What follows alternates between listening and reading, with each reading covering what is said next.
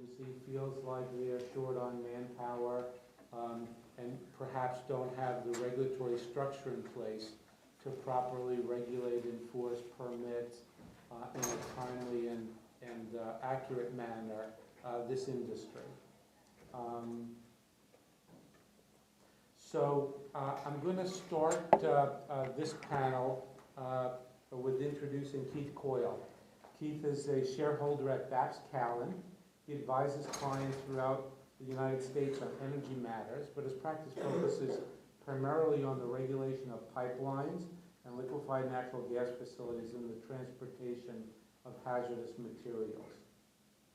Mr. Coyle served as an attorney advisor to the United States Department of Transportation's Pipeline and Hazardous Materials Safety Administration. So Keith, take it away. Yeah, good morning. Thank you for having me here today. I'm really excited for this opportunity to talk to you a little bit about my area of expertise, and that's pipeline safety. I used to work for a federal agency called the Pipeline and Hazardous Materials Safety Administration, otherwise known as PHMSA. And PHMSA is the federal agency that's responsible for administering the nation's pipeline safety laws. And PHMSA's primary obligation is to issue minimum federal safety standards. And these safety standards cover the design, construction, operation, testing, and maintenance of pipeline facilities. And the federal safety standards apply to most, but not all, pipeline facilities in the United States. And they apply with preemptive force and effect to what are known as interstate pipeline facilities. And when we talk about gas pipelines, interstate pipelines are pipelines that are subject to the jurisdiction of the Federal Energy Regulatory Commission. And these are interstate gas transmission lines and also certain liquefied natural gas facilities like larger import and export terminals. Now, the way the pipeline safety laws operate, state authorities are allowed to assume responsibility for regulating intrastate pipelines. These are pipelines on the gas side that are not subject to the jurisdiction of the FERC. And the way that a state authority assumes that responsibility is they submit a certification to PHMSA on an annual basis, telling the agency that they want to regulate certain pipelines in their jurisdiction. And in order for them to get that certification, they have to do a few things. The first thing is they have to agree to adopt the minimum federal safety standards as the floor in the state. They can go above those, that federal floor. They can adopt additional or more stringent requirements, but they have to adopt PHMSA's federal safety standards as the floor. And then they have to also do some program and some training things and meet other things. In exchange for doing all that, PHMSA provides these state authorities with federal grant funding to cover the cost of administering their pipeline safety program. And those federal funds can cover up to 80% of a state's pipeline safety program. Now, in Pennsylvania, there is a state authority that's responsible for regulating pipeline safety.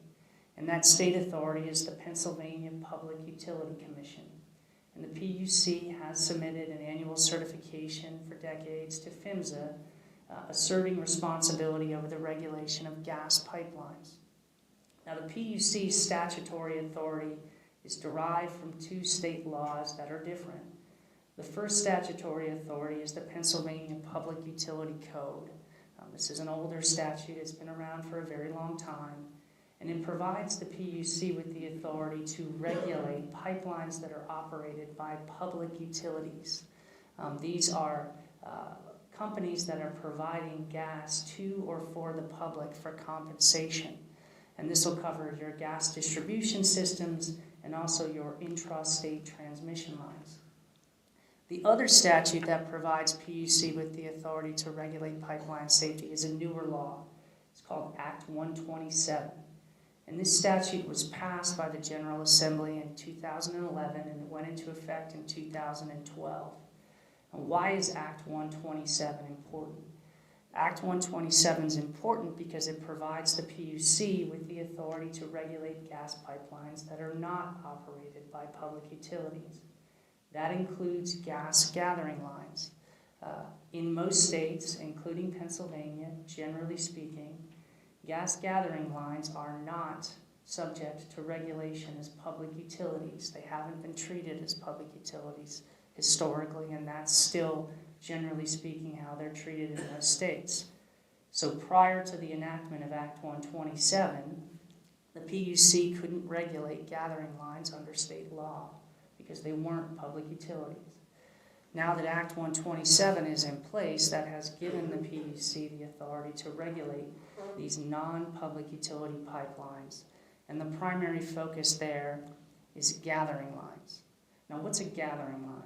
A gathering line is a pipeline that transports gas from a production facility, from the wellhead, to a central location, where it is then put in another pipeline for delivery to an end user. In most cases, these pipelines are transmission lines. They can either be transmission lines that only operate within the boundaries of one state, or they can be transmission lines that are regulated by the FERC that can carry gas across multiple states to destinations all over the United States and even for export to other countries.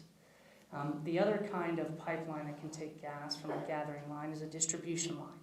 And these are lines that are going to take your gas for end use in Pennsylvania for residential or commercial purposes. Now, the way that Act 127 was written by the legislature, the PUC can only regulate these non-public utility gas pipelines in a way that is consistent with the federal safety standards that PHMSA administers.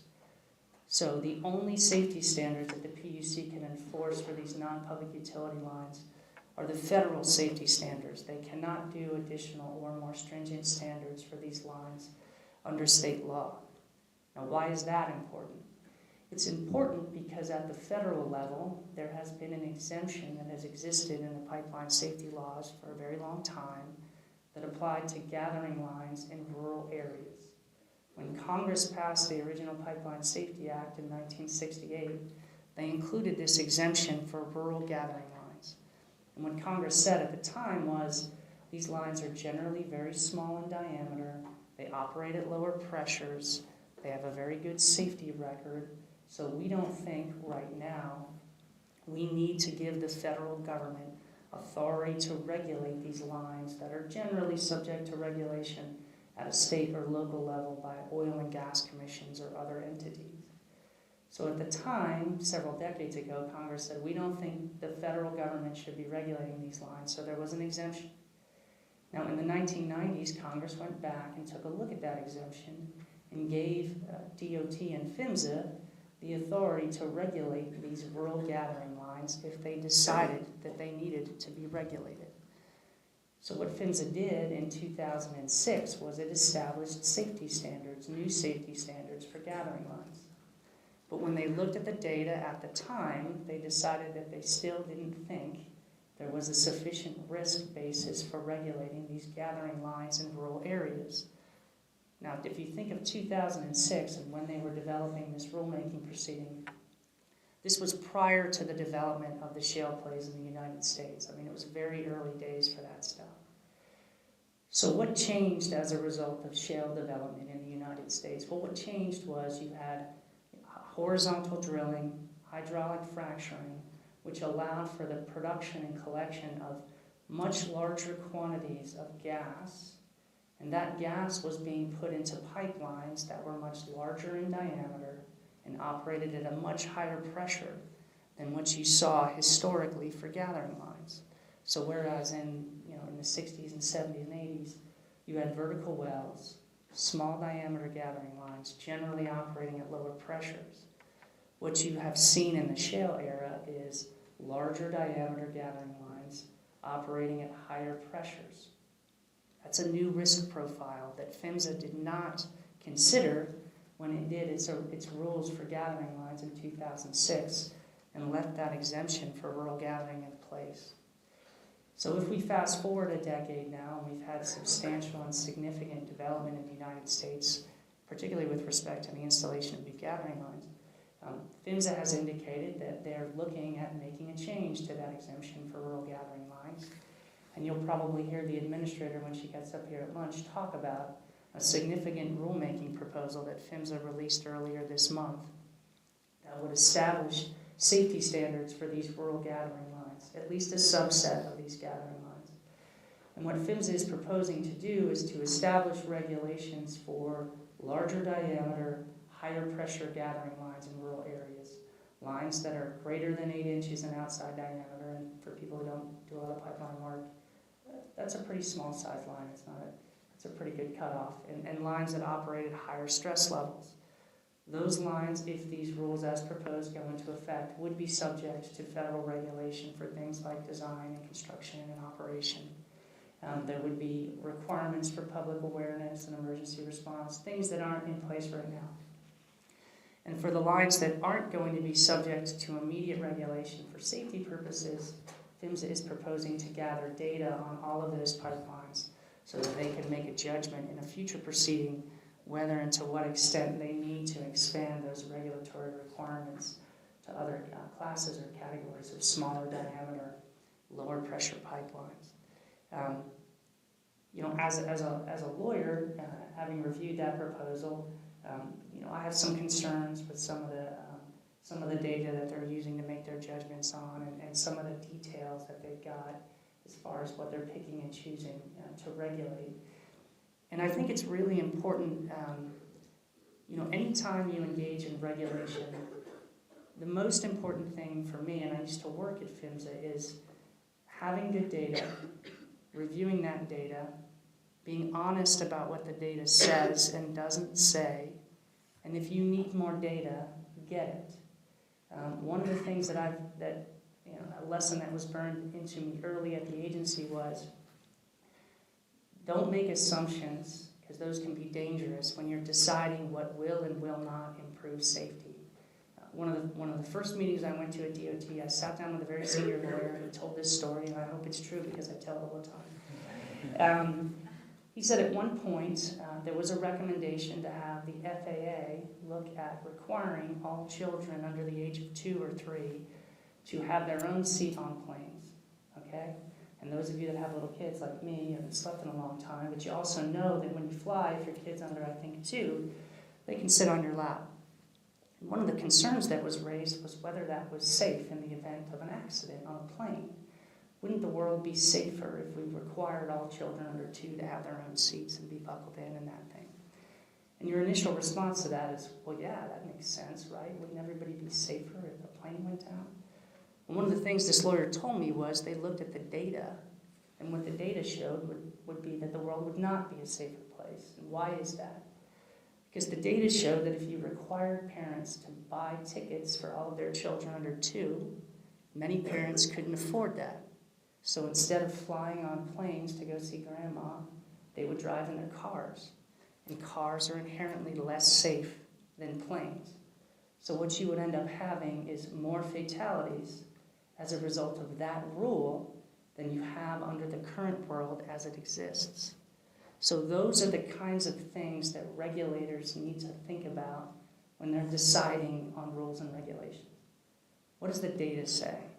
Am I interpreting the data in a way that's honest? What does it show me? What does it not show me? What do I need to know? And that's something that, burns in me, or I think about a lot when we talk about regulating this industry, because it's very important. So, can we have stricter regulations for pipelines? Sure. Will that make the world a safer place? Not always. I mean, and there are definitely instances. I know Secretary Quigley talked about damage prevention programs. That's a no-brainer for me. Gathering line companies, all pipeline companies should participate in damage prevention, and the reason I believe that is because the data shows it's a very cost-efficient and effective way of reducing pipeline incidents. Damage prevention programs work. But then on the other side of the spectrum, if I'm blocking or if I'm putting regulations in place that don't allow for the installation of oil pipelines, what might the result of that be? Well, the result might be that people are transporting oil by truck or by rail. And the data shows that those 2 forms of transportation are not as safe as pipelines. So what I'm saying is we live in a complex world. There are no perfect answers. You don't get extra credit for good intentions when you do rules and regulations.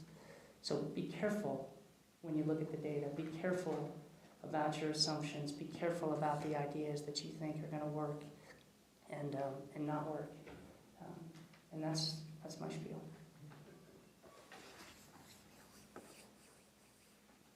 Thank you very much, Keith. We're going to continue with our panel with more task force members on the governor's task force. These two individuals served on the environmental work group.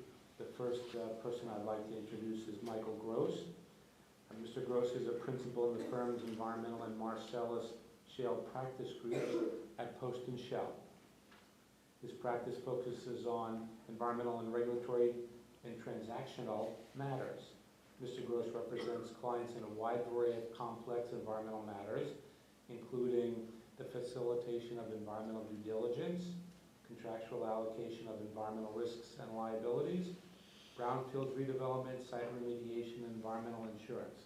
And as an aside, I like to say that I had the pleasure of practicing with Michael at my firm for many years, and I think I was the hiring partner when you were hired. So I take a little bit of credit for Michael's career, but he's done excellently. So Michael, take it away. Thanks, Jonathan. I appreciate the opportunity to speak with you today regarding my participation and experiences as a member of the Pipeline Infrastructure Task Force. I want to start by thanking Villanova Law School, my wife's law school alma mater, and it sort of looks a lot different than it did back when I would visit her in the 1990s. And to the Villanova Law Journal Environmental Law Journal for really recognizing at the outset that this would be an important and timely topic to have for their symposium. Secretary Quigley, he's not here now, but his remarks were thoughtful, and really he alone with his dedicated staff kept the task force on track. And that wasn't a small feat, given that there were many opportunities for it to derail. First, there were incredibly tight time constraints associated with our work. We had our first meeting in July of 2015, and then, the 640-page report was given to Governor Wolf just a few months later in February of 2016. Secretary Quigley has talked about the very large size of the task force, 48 members on the task force and an additional 101 work group members, very diverse nature of the task force. It included elected officials, federal and state government agency representatives, private practice attorneys, academia, public interest attorneys, and industry representatives. Another challenge was the perceived controversial nature of the subject matter and extensive public scrutiny and opposition in some corners that was forcefully expressed to the work of the task force. And perhaps most importantly, the critical importance of fulfilling the mission of the task force, which was to develop policies, guidelines, and tools to assist in pipeline development and deliver what the Commonwealth hopes will be a world-class pipeline infrastructure system. I was proud to be selected as a task force member. I think that Keith and I were the only law firm attorneys on the task force itself, and we brought a unique perspective, therefore, since we actively represent clients before the department and other state and federal agencies with jurisdiction over pipeline development, including working with local municipalities, their solicitors, planning boards on these issues.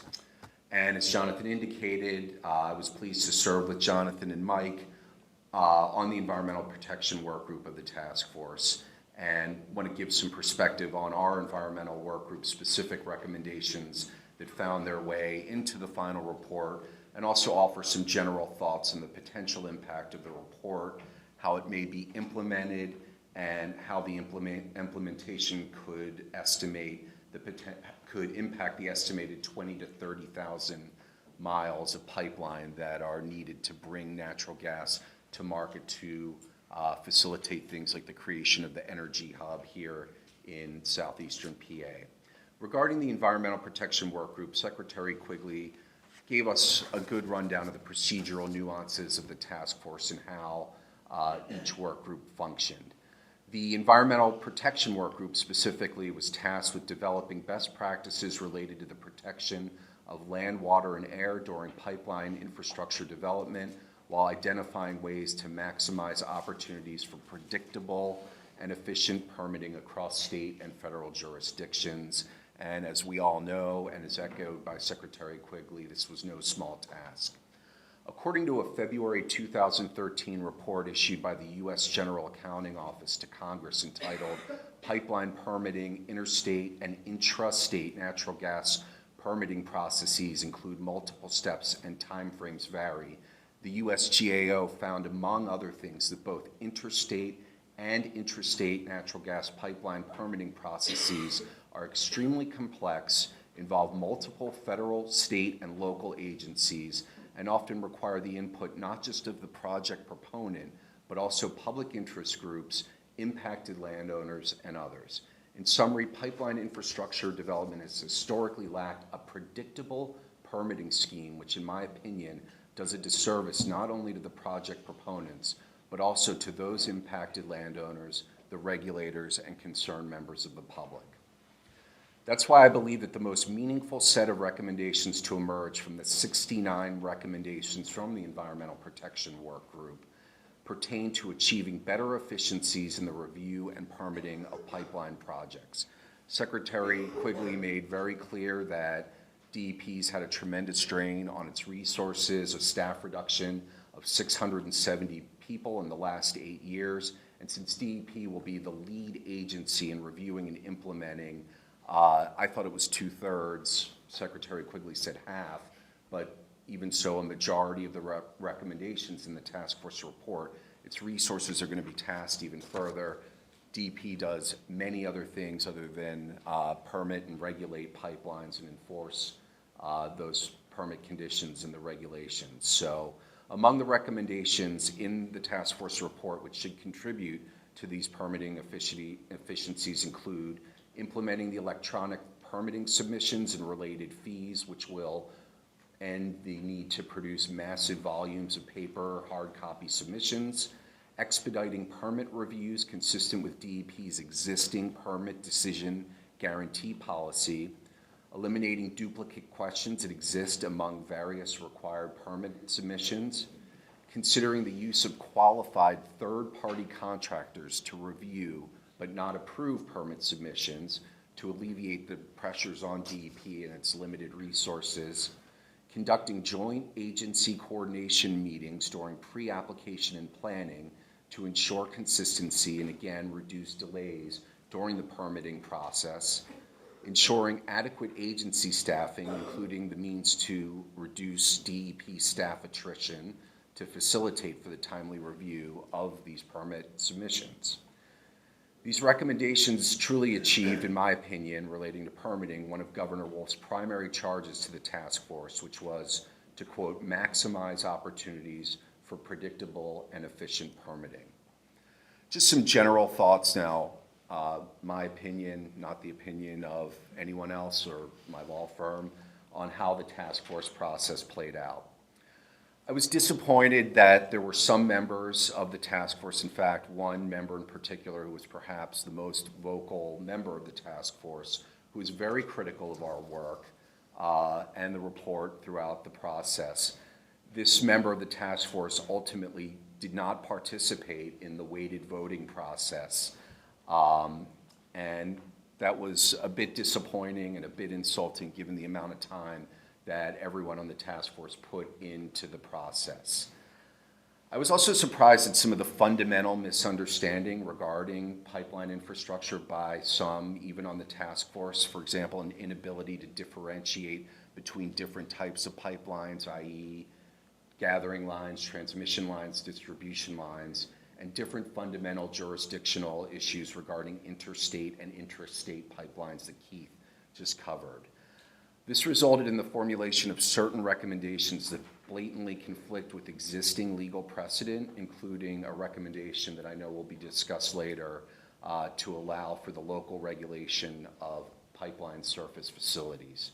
This created unnecessary confusion at times throughout the task force process, despite the fact that there were repeated presentations by task force members, work group members, and various state and federal officials and other invited guests throughout our task force meetings to clarify and educate the task force on these important issues.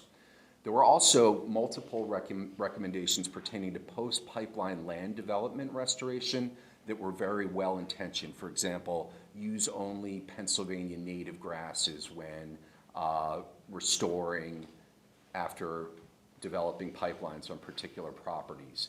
But these don't consider the fact that individual landowners may have specific wishes as to how their property is revegetated and restored, and that the state can't necessarily come in and instruct how that revegetation should occur.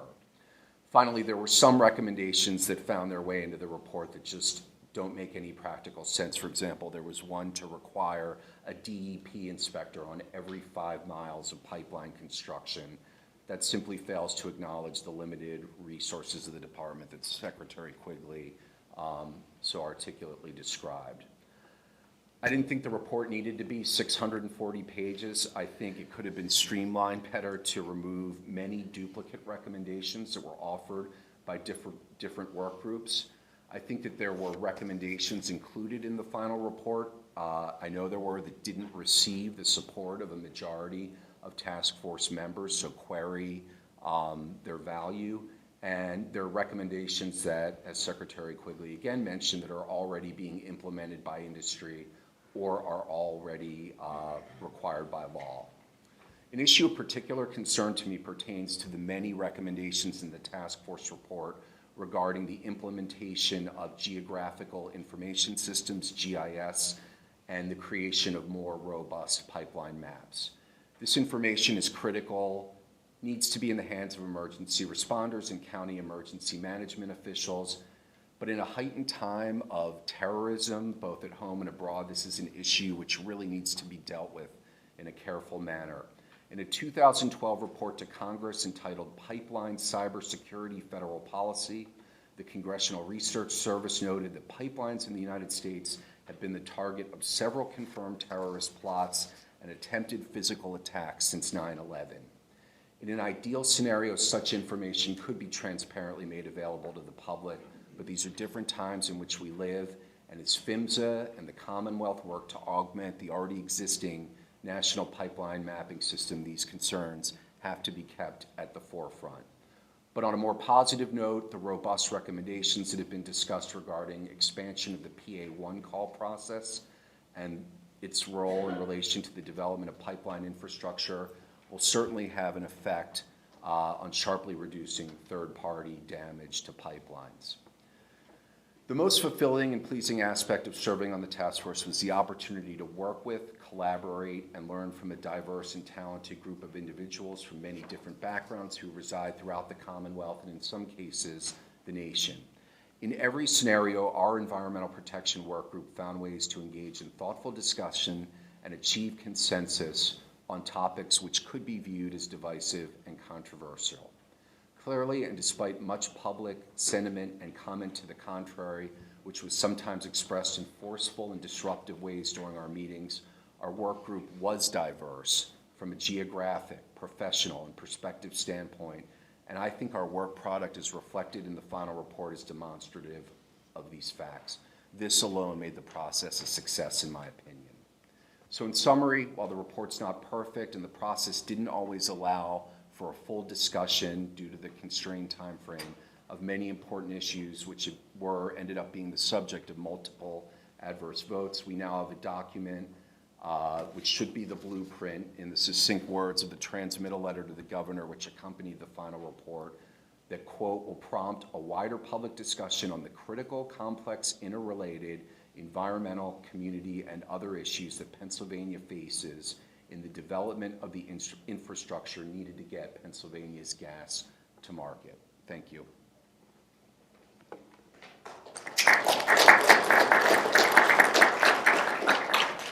Thanks, Mike. I just want to add a personal reflection to Mike's presentation, which is when we were on the work group, one of the first suggestions from work group members were, can we go out and see a pipeline corridor? And many of the work group members had not seen what a pipeline corridor looks like. So there was a member on our work group that came from a pipeline company. We arranged a meeting to go out and took a field view of what a completed pipeline corridor looks like, and one under construction, which was very illuminating for many of the folks on our work group who hadn't been there. So one short story. We're out there, and one of the work group members says, and Mike was there, what do you do with all the wood that you cut down from trees? Because this particular member, I think, had a biological bent. He said, if you put it in stacks, it provides habitat for animals, which is a great idea. Another person piped up, we tried to do that on our pipeline, but the regulator said that that was a waste that we had to take off of our corridor and couldn't keep it there. So all of a sudden a discussion ensued in the field about, well, is it a waste and should we take it off, or can it be a biological improvement to the corridor? And it was that sort of discussion for me that crystallized the more positive aspects of the work group and the task force, that we had those very granular discussions about what we could do as a group to recommend in the future. We recommend in our report. Concluding our session today is our last speaker, Michael Helding. He's a staff attorney at Penn Futures in their Wilkes-Barre office, and he grew up in northeastern Pennsylvania. His practice focuses primarily on matters concerning water quality protection and stormwater management in the southeast of our state. He joined Penn Future in 2013. Prior to joining Penn Future, Mr. Helding combined his scientific background with his desire to protect the public as an associate chief counsel for litigation at the U.S. Food and Drug Administration in Maryland. So, Mike? Okay. Thank you, Jonathan, and thank you again to Villanova Law School and the Environmental Law Journal for having us here today. This is a really great experience and a little bit nostalgic at this point, thinking back on some of the work that we did a couple months ago. As Jonathan mentioned, I am with Penn Future. We are an environmental nonprofit organization. We have statewide presence. We have offices in Pittsburgh, Philadelphia, Harrisburg, and Wilkes-Barre. I am stationed in our Wilkes-Barre office, so we are on the frontier, essentially, of the natural gas development in the northeastern part of the state. And there are a lot of pipelines coming through as well. So I've had some of that experience, and that's some of the perspective that I was able to bring to the Pipelines Task Force, and I'll hope to share some of that with you here today as well. So my presentation will be a little bit more subjective so that you know what my biases are and where I'm coming from. So I'm just going to start by echoing some of the things that some of the previous speakers have said, including Secretary Quigley, about my personal experience on the task force and some of the things that I thought were good and some that I thought could have used improvement. And then I'll talk about some of the specific recommendations in the task force report that I think are particularly important. And as it turns out, Secretary Quigley preempted some of them, but that's okay. That may not be a bad thing. So, again, echoing what a lot of people said, I was on the environmental protection work group, and I think one of the most impressive and inspiring things about the work is that there was an air of collegiality. There were very strong disagreements. There were very robust discussions, shall we call them, at different points, but there was a very, very professional atmosphere, and people were willing to work out the solutions and not just scream at each other and lob bombs across, from trenches on the other side of the room, which was really encouraging. And it seemed like probably everyone, at least within the environmental protection work group, had read Getting to Yes, and there's that very, very deliberate work to try to get to a solution that everyone would be comfortable with. And sometimes that was easier than others, but it was really good to see. And just going forward in this very polarized political climate, and this very, this issue that has a lot of tension and a lot of passion on both sides surrounding it,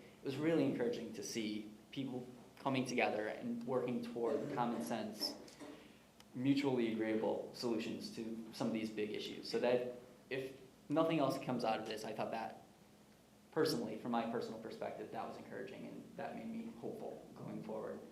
One of the problems, and this came up a couple times today, it was a very, very quick process. It was about 7 months from beginning to end, and that really wasn't enough time, in my opinion. And I know obviously there are many other concerns, and Secretary Quigley explained some of the reasons for that time frame, but it did make it really difficult to try to come up with a set of ideas. The Secretary Quigley, again, listed some of the topics that we were meant to address, and just trying to come up with ideas from scratch and develop them and negotiate over them and discuss some of the language and try to put them all together in that short time frame is very difficult. And I think that results in some of what you see in the task force report, which is some redundancy in some places. There, in some places, arguably even conflicting recommendations that were both, that received some support of the task force members. So it will make it a little bit more difficult going forward for the state agencies and the industry partners who are trying to implement some of these ideas. So it makes it a little bit more challenging for them, I think. But it is what it is given the short time frame we're working with. One of the things, and this also has come up today, but one of the really critical pieces to this process, which I probably didn't expect coming in, was public participation, which again, coming from an environmental perspective, was really also encouraging to see. It did get disruptive at times. There were some times when it probably hindered the process, but just to see the level of engagement, the level of passion that people had surrounding these issues. They're concerned about the environment. They're very, very concerned about climate, which is obviously a very important issue going forward. So that was encouraging. And it was also encouraging to see the level of consideration that was given to public comments by members of the task force. It was a big part of the discussion, especially toward the end, as public participation and outbursts were ramping up. It became a bigger and bigger part of the discussion within internal task force email chains, work group conversations, and at the task force itself. So the public's voice was heard, is being considered, and obviously, there's a long way to go. These are simply recommendations that have a long way to go to be implemented. But it was good to see the public taking action and being involved in the process, and it was also encouraging to see from the task force perspective that people were being listened to, even if, obviously not all of the recommendations that they had were incorporated. They were very seriously considered, and hopefully that will continue going forward. And a subset of that, and one thing I do want to point out about the task force report itself, one of the main concerns that came from public participation was the proliferation of infrastructure and pipeline build out at a time when, maybe we need to think about our long-term energy strategy and whether or not it makes sense, how much essentially we want to invest in natural gas with some of the concerns going forward with climate change. And one of the things that we explicitly as a task force did not consider was whether or to what extent pipeline infrastructure build-out should occur. The Secretary Quigley read the charge of the task force. We were addressing very specific issues, and essentially it was, to the extent that pipeline infrastructure is developed in the future, these are some of the best practices that we recommend to consider going forward. So whether that's a complete build-out, which according to some estimates by the Nature Conservancy could literally cover 1% of the area of the state of Pennsylvania, or whether it's much less substantial than that going forward, these recommendations are based on just to whatever extent it happens. So there was no opinion given as to how great the infrastructure build-out should be. So I do want to point that out. I think it's been alluded to, but it hasn't been explicitly stated, and to me that's an important point. So I'd like to just highlight a few of some categories of important recommendations that I saw in the task force, and again, here I'm echoing Secretary Quigley in more ways than I probably expected to. But the first is just the need to focus on cumulative impacts. And Secretary Quigley talked about the significant and avoidable risks of pipeline infrastructure build-out in Pennsylvania, and that's the critical piece. And a lot of the difficulty, coming from an environmental perspective, is a lot of this work is being done on a permit-by-permit basis. When we're reviewing the environmental impacts, we're looking at one project at a time. And quite frankly, it's very difficult to get a sense of the overall scope of the damage that's being created and just the environmental and public health impacts that are being created one project at a time. A single gathering line, a single even interstate pipeline, overall probably doesn't have a huge environmental impact. They may have some very significant local impacts. I don't want to minimize that. But the overall impact, certainly to climate, even forest fragmentation, things like that, is not as significant as it is when you consider the scope of the build-out that we're talking about over the course of the next 20 or 30 years as projected. So that's important, and there are several recommendations that get to that. The first being a study of long-term impacts of pipeline infrastructure on water resources and sensitive landscapes. So essentially, let's study, let's figure out what the long-term impacts are going to be. And by doing that study, it'll help us figure out, is there a problem, is there not? And is there a way, to the extent that there are problems that we identify, is there a way to minimize and mitigate some of those going forward? So I do think that's important. The next one is trying to, and this is one of my pet recommendations. This is one that I put forward and had to fight pretty hard to keep in. So I'm going to bring it out here, but to better incorporate cumulative impacts into the water obstruction and encroachment permit review. The cumulative impacts, they're actually considered, it's listed in the regulations, Pennsylvania's Chapter 105 regulations, for those of you who are familiar with them, and it has to do with wetland and stream encroachment permits. So anytime something is going through a wetland or crossing over under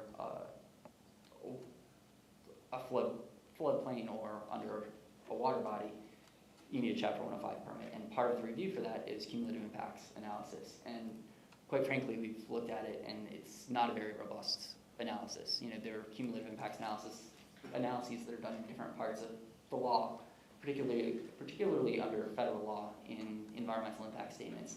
And we're not seeing much of that in Pennsylvania as part of this process. And you know, that's the way. We don't need to change the law. We simply have to enforce it a little bit better and look at it more carefully.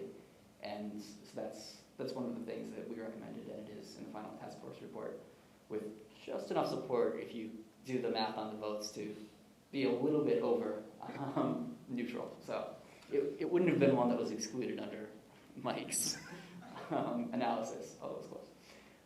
Also, we talked about reducing forest fragmentation, pipeline development, and sharing rates of way, which Secretary Quigley talked about, and I think that's also a huge factor when we're looking at the cumulative impacts and trying to find ways of doing that. The second category of recommendations that I wanted to highlight are efforts to reduce impacts to wetlands, forested, riparian buffers, and public lands. So in here we had mitigate loss of public use of public lands, no net loss of forests in headwater watersheds, which are critical to the water quality, no net loss of forest riparian buffers, and no net loss of wetlands. And to be clear, when we're talking about no net loss, the recommendations say through avoidance, minimization, or mitigation. So it doesn't mean that you can't, because it would be physically impossible to build a pipeline, many pipelines, without impacting some of these characteristics. So replacement through mitigation banks and other efforts like that would be considered appropriate. But again, trying to minimize the environmental damage and look at the overall impact on the environment. So if we're taking something from here, let's replace it over here. And the final point that I wanted to highlight is one that Secretary Quigley spoke to much more eloquently than I ever could, and with much more authority than I ever could, but I think it's important to reiterate just the need for increased resources at DEP. And he gave some stats. DEP has 671 fewer positions than it did 7 years ago. When you think about the scope of this industry and the build out that we've seen over the last 7 years, that's stunning, and it's not okay. DEP really does not have the resources it needs to regulate this industry as it's in its current state. We've heard that from Secretary Quigley. I'm echoing it here. This is a very critical role, and going forward, I think that's something that we really need to pay attention to, especially if we're going to have confidence in this industry going forward. If it continues to operate in Pennsylvania, we need the confidence that it's being reviewed and regulated and overseen in a way that gives us confidence that the public and the environment are being protected. So I think that's all I have at this point. So thank you very much for coming on this beautiful day. And I wanted to comment on, I'm impressed at how well dressed law students are for a Friday morning. I know when we had things like this when I was in law school, I would come in jeans and a t-shirt and a baseball hat, and it was, so I just wanted to call that out because that's pretty impressive. Can we have a round of applause for our speakers?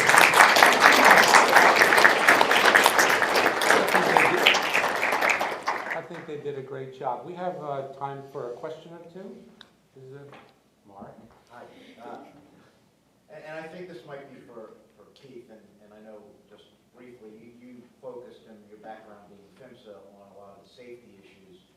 Could you briefly touch on federal and Pennsylvania regulation of the siting issues, which I know has got a little bit different regulatory structure? Yeah, so the one thing that I know for certain is that PHMSA, the agency I used to work for, has no role in the siting of pipelines. That's dictated by statute. The Federal Energy Regulatory Commission does have siting authority over interstate natural gas pipelines and LNG facilities. They do not have siting authority over oil pipelines. There is no super siting authority at the federal level for oil pipelines. From the PUC's perspective, they have a certificate of public convenience and necessity for the public utility pipelines that they regulate. But when it comes to non-public utility pipelines, and primarily, again, we're talking about gathering lines here, the PUC does not exercise siting authority over those pipelines. For the most part, those things are going to be cited through private agreements between the pipeline company and the landowner. In some cases, if you're crossing onto state lands or federal lands, you'll need a right-of-way from a state agency or a federal body, and then you'll get a permit or a right-of-way agreement through that resource. But for gathering lines, my understanding right now in Pennsylvania and in many states actually, they're not regulated as public utilities, so there's not a siting authority. Now, Ohio does have some additional siting authority over gathering lines, so that makes them a little bit more unique. And that's a good point. So these rules and regulations, it's great for lawyers because they're different from state to state, which is really good. They call it business development. They don't teach you about that in law school, but you will learn rather quickly. So there's different rules and regulations in place from state to state. And that was one of the challenges when all these oil and gas companies who had their experience in Texas and in the Gulf, they came to Pennsylvania and Ohio and West Virginia during the shale plays, and it's a different regulatory world. It's a different regime. It's a different community. You go to the Gulf, they're used to oil and gas development. It's been there for a very long time. It's not unusual to see a drilling rig. But some of the newer places where the development is occurring, it hasn't been a way of life, at least not recently. So that's a difference. Thank you very much. Any other questions? Mike, coming from a public interest perspective, what do you see the role, if any, public interest organizations having in regard to this resource issue? Instead of combating the agency, to make sure that permits are issued quickly and everything is done right, is there a way that we can support the agency knowing that they don't have the resources that they need? Yeah, I think that's a really good question, and it's something that we, and I think many other environmental groups are trying to wrestle with at the same time. I think part of the problem is, quite frankly, environmental groups aren't well funded either, so we're dealing with some of the same issues, so that makes it a challenge from our end. But I think you're right. I think what we need to try to do, and what we're trying to focus on to the extent that we can, is to focus on areas where we can try to drive policy changes that will make it a little bit easier for DEP to achieve its mission. And that may be, in some cases, statutory changes that help to make things better for them. Certainly to the extent that we can create political awareness of the lack of funding for DEP, that's important.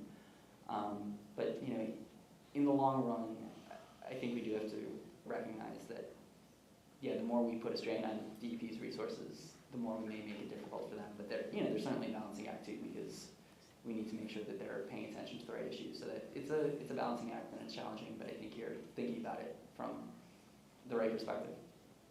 I just want to chime in too. You mentioned, statutory issues increasing DEP's budget. There was a complaint from a legislator, Doring, who was a member of the task force, that the legislature had been ignored as part of the task force process, and that really wasn't true, because both the Ds and the Rs either had members personally participating or appointed folks to participate in their stead. But all that being said, there definitely does need to be legislative buy-in to implement many of these recommendations, and to that end, I would hope at some point the legislature in the General Assembly, either in the House or the Senate, does hold hearings on the task force, its process, its report, to really give it some legs and implement some of these statutory changes that are necessary and for many of the recommendations to be implemented. What was the pipeline's reaction to the report? Was it favorable or antagonistic, or what feedback did you receive from the industry? So I think the immediate feedback was it's long, and there's a lot of recommendations. One of the things that I agree that consolidation of the recommendations would have been preferable if there had been a way, and that would have required a tremendous amount of legwork. Because the hardest thing is reaching the consensus, right? It's easy to have 184 recommendations if everybody's recommendation gets put in the report. That's kind of the first step. I think the harder part of it would have been to build consensus or consolidate the recommendations. So I think that would have been helpful. It would have required all of us to spend a lot more time doing it. But I think from the industry's perspective, the general sense that I got was, wow, that's a lot. There's a lot of recommendations there. And then the second thing was, where's this all going to go? Because it seems like there's a lot of additional add-on work that other people need to pick up and kind of see where things shake out in the long run. And I would just add, in my discussions with different industry representatives, there was a very clear statement by Secretary Quigley at the outset that this process was not intended to create a new regulatory regime as it relates to pipeline development in Pennsylvania. And I think the concern is that at the end of the day, we're going to end up with a lot of new, in some cases duplicative regulations that are going to ultimately make it harder to facilitate pipeline infrastructure development. Great, thank you very, one more question? Sorry, this one's for Mike Helbing. Was there any discussion of the task force with regard to the disposal of wastewater, methane leakage, or the manner as well as the cap, or was it solely based on this? There was discussion about all of those things. I guess we didn't talk about wastewater. We definitely talked about methane emissions, and there are recommendations in the report about that.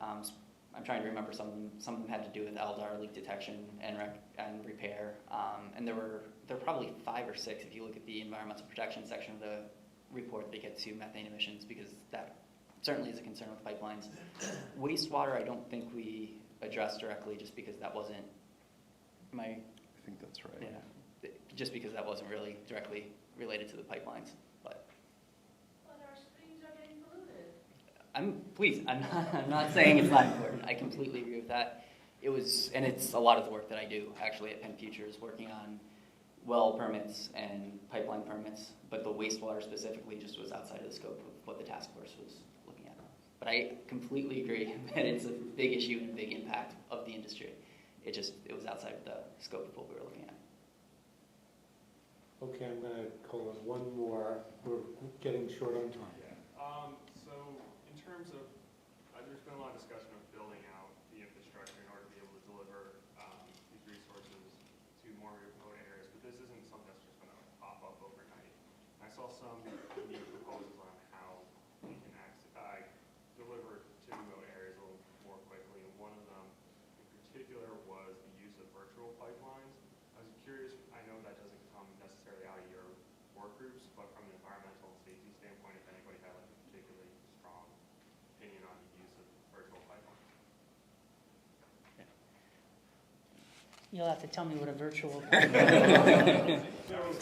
much instead of building actual pipelines out to remote areas, instead you're using trucks. Oh, I see. Cars, rail cars. Yeah, so, I mean, there are ways that you can get gas from the wellhead to remote areas without a pipeline.